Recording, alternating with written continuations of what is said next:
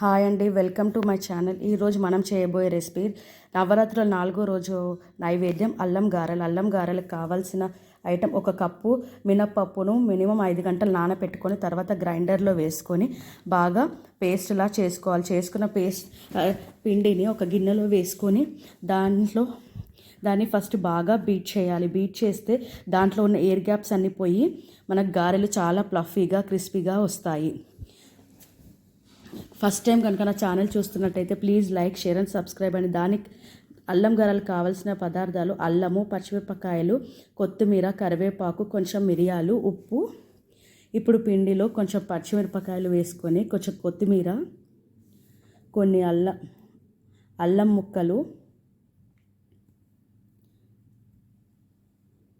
కొత్తిమీర, కరివేపాకు, మిరియాల పొడి, మిరియాలు కచ్చబచ్చ దంచి వేసుకోవాలి.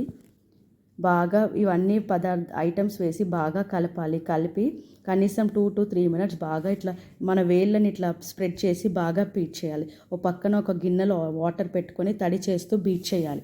తర్వాత కొంచెం మీకు రుచికి తగినంత ఉప్పు ఎక్కువ వేసుకోకండి. వడల్లో ఉప్పు ఎక్కువ వేసుకుంటే ఉప్పు అవుతాయి. ఇందులో ఒక క్లిప్పింగ్ మిస్ అయిందండి. మీరు పప్పు రుబ్బేటప్పుడు 2 pieces ఆఫ్ ఐస్ క్యూబ్స్ వేసుకోండి. ఐస్ క్యూబ్స్ వేసేస్తే పిండి చాలా బాగా వస్తుంది. వాటర్ బదులు ఐస్ క్యూబ్స్ వేసుకొని ట్రై చేయండి. ఒక్కసారి ఇలా ట్రై చేసి చూడండి, మీకే తెలుస్తుంది డిఫరెన్స్.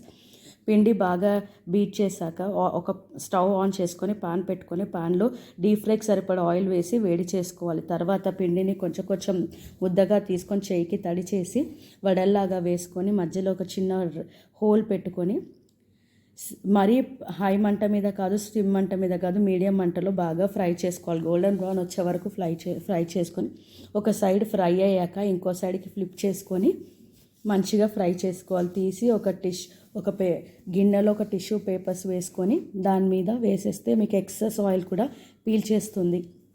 ప్లీజ్ అండి, subscribe my channel. Thank you for watching.